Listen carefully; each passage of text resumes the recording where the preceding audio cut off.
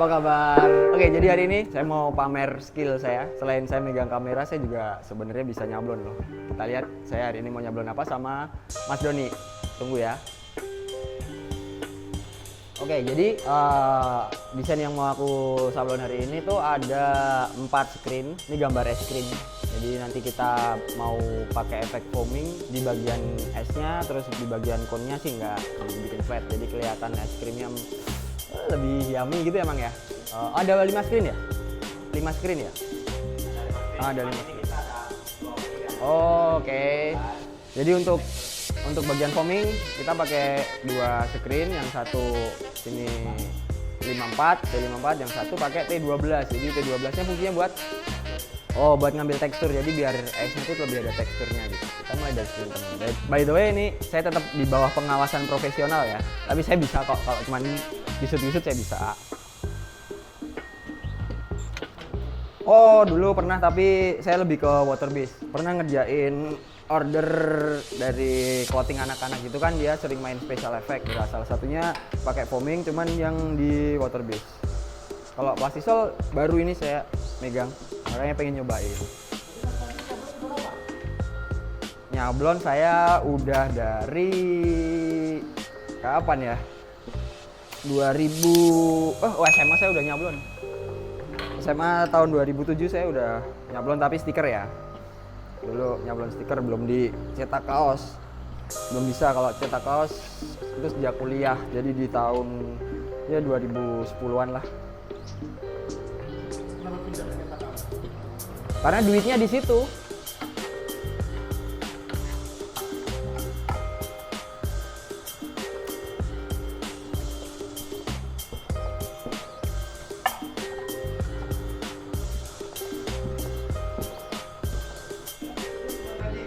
Bentar, ini 2 apa sekali? Yuk.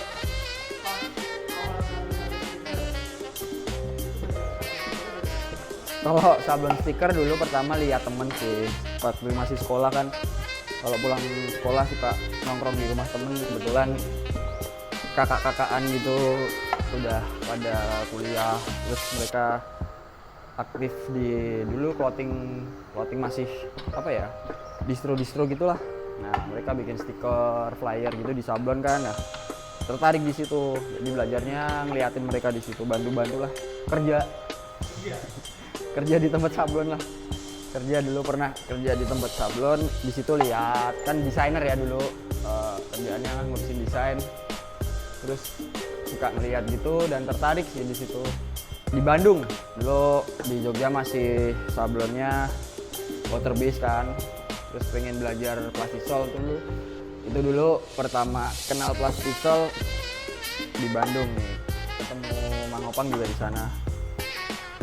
Di gini-gini saya muridnya Brutal Studio. Niatnya belajar, emang kan Brutal Studio kan dulu tempat kursus tuh. Terus jadi punya banyak teman di sana, itu bolak-balik. Kebiasaan, sorry. Zaman dulu susah kali belajar sablon, nggak kayak sekarang di mana-mana orang nge-share ilmu, harus kursus. Dulu banyak sih tempat yang buka kursus gitu juga. Tapi salah satunya yang paling enak buat belajar ya tempat Brutal Studio. Belajar resminya tuh seminggu, nggak resminya yang berbulan-bulan. Ini sampai ketemu Mang Opang juga saya di sana. Kebetulan di sana juga kan ya, selain ada temen, ada yang lain-lain juga. Jadi alasannya lebih lebih terdorong kali ya. Kan sambil menyelam minum air. Sejak Mang Opang kerja di toko sabun SPS, nah itu baru intensitas ketemunya lebih sering. Apalagi sejak saya masuk sini. Yes, kita jadi tim akhirnya. Menyenangkan. Dia kakak saya di sini. Banyak lah. Kalau di sini saya udah setahun ada di toko sabun SPS sama tim ini.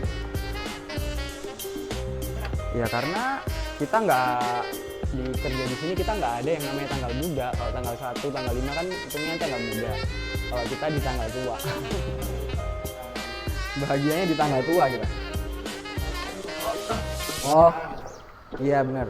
Kalau di sini, di video ini mungkin saya cuma mau pamer aja saya bisa nyablon. Tapi kalau untuk ada yang pengen tahu nih campurannya seperti apa, mixingnya seperti apa untuk khususnya tinta-tinta yang kita pakai ya. Kalau tinta jelas semua nih kita pakai tinta dari toko sabun SPS. Tapi kalau untuk teknis dan SOP penggunaannya bisa lihat di YouTube toko sabun SPS. Di situ ada penjelasan, tutorial dan lain-lain. Kegiatan kita ada di situ. Boleh banget kita terbuka. Ini berapa kali? Kita terbuka ya. Jadi studio ini emang dikhususkan buat kegiatan seperti ini. Selain kita buat daily print kita, buat uji cetak, terus juga buat edukasi juga ke teman-teman. Kalau ada yang pengen ditanyakan, pengen mampir, kebetulan lagi di Solo, bisa datang ke sini. Untuk lokasinya ada di ini sih sebenarnya, kita di lantai 2. Salah satu toko cabangnya toko sabun SPS yang ada di Solo, Uniwarna SPS. Kita ada di lantai 2-nya. Enggak, kita duitnya udah banyak. Jadi boleh datang, boleh belajar. Tapi yang penting janjian dulu. Jadi kita bisa ngatur waktunya buat teman-teman gitu, mau sendiri, mau berkelompok itu boleh. Tempat kalau misal mau nginap dari luar kota juga bisa di sini, tapi ya seadanya sih. Yang penting nggak manja aja. Kalau misal nyari lokasinya gampang, Jalan Yosudarso nomor 2091. Kalau di Google Map bisa diketik Uniwarna SPS. Misal naik kereta nih, turun nih naik kereta, udah turun langsung ke depan, terus di depan stasiun balapan itu, turunnya di stasiun balapan ada halte bus, langsung aja naik bus Transbatik ya namanya sini. Bus Transbatik itu yang nomornya K6. Nah, naik itu biayanya kalau nggak salah 4.000. Kalian nanti bisa turun di depan toko persis. Nggak usah bilang Pak berhenti, udah pasti turun di depan toko, yakin. Soalnya di depan ada tandanya buat berhenti busnya itu. Nah, nanti biasanya di bawah udah ada Pak Tommy yang akan menyambut kalian. Nah, ini yang saya pakai ini T12. Jadi kita pakai T12 untuk ngejar teksturnya biar agak lebih berbeda dari biasanya. Iya, foaming juga. Sama tinta yang ini sama yang sebelumnya tadi sama. Cuman sengaja dibikin dua. Yang satu dibuat di T12 untuk ngejar teksturnya aja biar nggak kayak apa ya, flat banget gitu nggak. Kalau untuk ini tinta yang dipakai dari yang pertama tadi ya, beberapa tinta yang untuk blok, untuk vektornya kita pakai tinta Unimed AS, Plastisol. Terus untuk yang foaming kita mixing Plastisol sama foaming. Jadi dua tinta itu aja. Di produk kita di toko sabun SPS, foaming berarti maksudnya JKR. Ada kemasan 500 gram, ada kemasan 1 kilo. Nanti ada tuh di sana produknya. Ini finishingnya kurang lebih Bang Opang yang ngejelasin. Oke, sekarang kita untuk efek foaming ini masuk ke finishing pematangan ya. Di sini kita tadi yang cetak ke Mas Panji untuk warnanya 2 kali, untuk foamingnya itu di 3 kali ya, dengan screen yang beda, dengan cat yang sama. Lebih ke biar ada tekstur sih sebetulnya. Pakai satu screen juga bisa sebetulnya. Nah, untuk pematangan ini conveyornya di suhu 180 sampai 185 kurang lebih 20-25 detik. Untuk special effect foaming dianjurkan pakai curing conveyor untuk pematangan. Soalnya ketika kita pakai heat gun dengan panasnya didorong sama angin, ketika overheating biasanya efek expand-nya itu, gelembungnya itu jadi flat lagi. Kita kan butuh expand untuk ngembung. Lebih rekomendasi pakai ini. Untuk hasilnya bisa dilihat.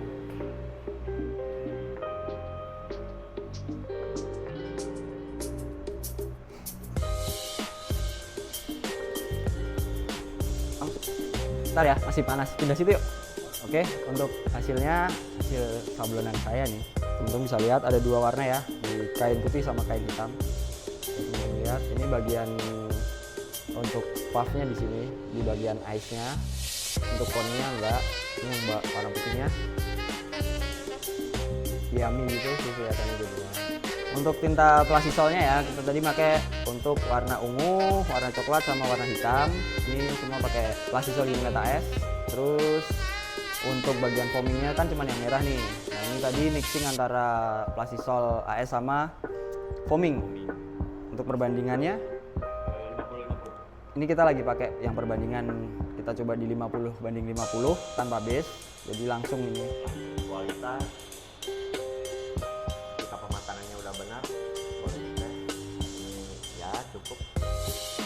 Bukan JKR itu tentang foaming itu enggak, jadi setiap jenis tintanya ada macam-macam juga. Kayak yang misalnya HDC Clear itu masuknya ke AS, foaming masuknya ke JKR. Jadi nantilah kita bahas lagi di video berikutnya, makanya tonton terus video. Oke, berarti Mas Panji sekarang saya yakin bisa nyablon. Saya dapat sertifikat di TSS Studio nih.